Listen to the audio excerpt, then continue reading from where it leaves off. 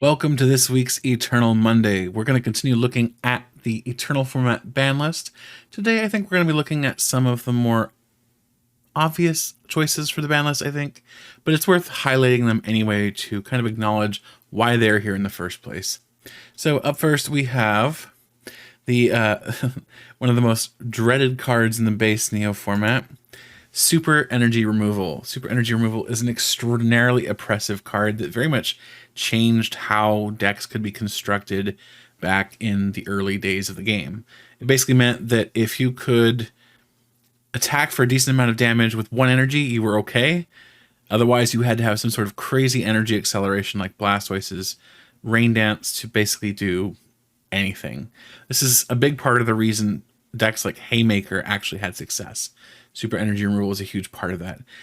Basically, Super Energy Removal says discard an energy card attached to one of your own Pokemon in order to choose one of your opponent's Pokemon and discard up to 2 energy cards attached to it. You're discarding all those energy cards. So basically, you have a guaranteed way to discard up to 2 energy cards on your opponent's side, preventing them from ever building up an attack that did a decent amount of damage. Now, today in the modern game, there are attacks that do a decent amount of damage for just 1 energy, but back in this time frame, you would have a single energy and you do maybe 30. 30 was crazy good for a single energy back then, but most of the attacks that actually did decent damage required several energy.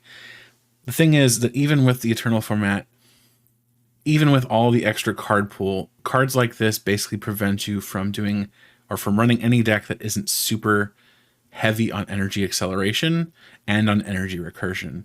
And so cards like this just basically make the game unfun and not really that skill intense because you're just basically throwing energy off of each other repeatedly until somebody finally runs out of energy removals or somebody runs out of energy recursion.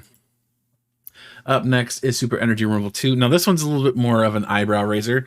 I know some people don't understand quite why this one is banned, seeing as it's, as they say, a bad card. The thing is, it has a similar effect here. So I'm going to read it out loud so you can kind of get an idea for it.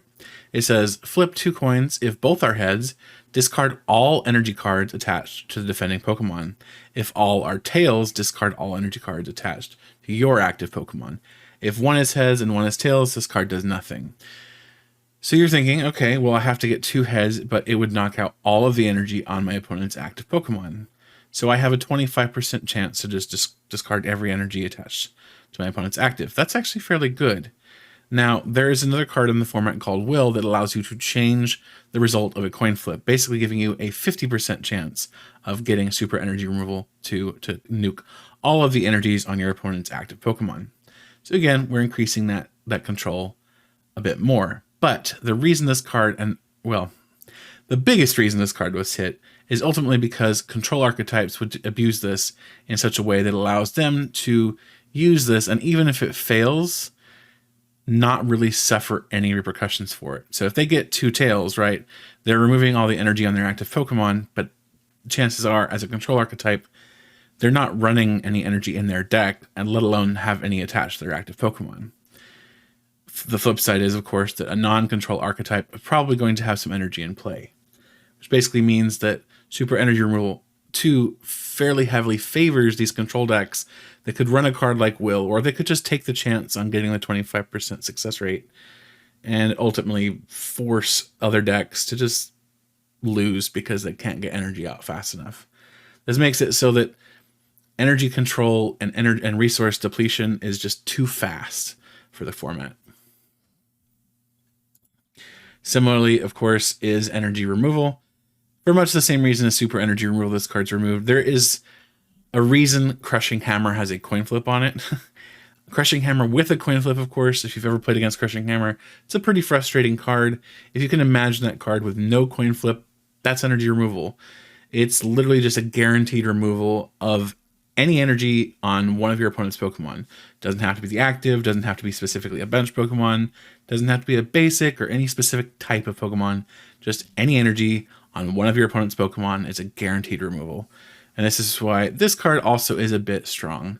In combination with other energy removal options, some energy removal supporters, of course, and Crushing Hammer, cards like this would make it so that any deck that runs energy, especially any deck that runs energy that does not have a crazy acceleration option, would just become unviable. So again, for that reason, energy removal is also gone. And now, one of the craziest cards to ever be printed in the game, Gust of Wind. Gust of Wind is the reason we call the effect of pulling up a Pokemon from your opponent's bench with the effect of a card gusting, because of Gust of Wind. However, this effect is on an item card, and it is one of the most strong, potent effects you could possibly have in this game. Cards like Counter Catcher require you to be behind on prize cards. Cards like Boss's Orders are a supporter that you have to use and expend for your supportive return. Gust of Wind has no negative repercussions because it is just an item card. You can use it whenever you want. You can still use your supporter card. You don't have to be behind on prize cards. You just gust. You always have the option to gust with Gust of Wind. Because of that, because Boss's Orders even, in some cases, has been argued to be too much for the standard format. And Guzma, of course, is a very potent effect, as is Prime Catcher, in both the expanded and eternal formats. Gust of Wind is just a little too much for the game in general, not just for standard, but in any format. And you can see evidence of this having existed too, because Gust of Wind was originally reprinted in a new card called Pokemon Catcher during the Black and White era. Now you'll notice this is an older image of Pokemon Catcher here, where the card text has not changed to what it is today. So here Pokemon Catcher reads, switch one of your opponent's active Pokemon with one of their benched Pokemon. There's no flip. Today, of course, Pokemon Catcher has been eroded to have a coin flip, which means it would be, you have to flip heads to get that gust. So that's how they've balanced out the item-based version of Gust, like Gust of Wind today, and Pokemon Catcher remains legal in Eternal format as well as Standard, because of course there's that 50-50 chance that it just doesn't work at all. You see the wonderful revision there on the Kalos starter set version of the card. And then up next, and I believe these are the last two cards here, we have Item Finder. Item Finder offers a way potent form of trainer card recursion. So there are some types of cards that are just difficult to recover in general. Most item cards are either very, very difficult or impossible to recover, simply because item recovery is not something the game is very fond of. Items generally, their biggest downside is that they're one and done. Item Finder says, we don't care, because in this time, everything's an item effectively. As long as it's a trainer card, we can get it back. So if you discard two other cards from your hand, you can immediately put a trainer card from your discard pile into your hand. Now, a card like this, Junk Arm, is also banned in the Eternal format, and that card only gets back item cards. So you can imagine with a card like Item Finder, where it actually gets back every type of trainer card, that this is extremely strong. So it gets back items, it gets back supporter cards, it gets back stadium cards. It even gets back technical machines, the original technical machines. It can get back whatever type of trainer card you want. And because of that, because it diminishes the difficulty, or not even the difficulty necessarily, because it diminishes the need for resource management to a degree way too hard, or way too high in this format, Item Finder is just not compatible with the format. And now another card that I want to highlight here, and this is a card that is banned in the expanded format as well, is Puzzle of Time. Puzzle of Time is very similar to Item Finder in that you get cards back. However, you do have to play two at once.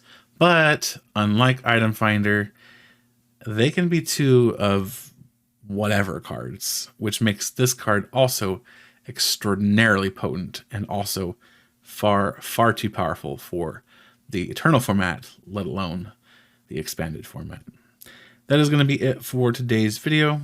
I know these particular cards today are kind of on the more obvious sides of the ban list, but it is still worth looking at them and acknowledging that they do exist and their reason for the ban. I know one of the biggest complaints about the Eternal format, of course, is the size of the ban list, but when you have a card pool the size of the card pool that Eternal has, the simple fact of the matter is that there is going to be a fairly sizable ban list, and a decent number of those cards are going to come from when the game was first figuring out what broke things and what didn't break things. But that is all for today. I hope you enjoyed this little video, and I'll see you in the next one.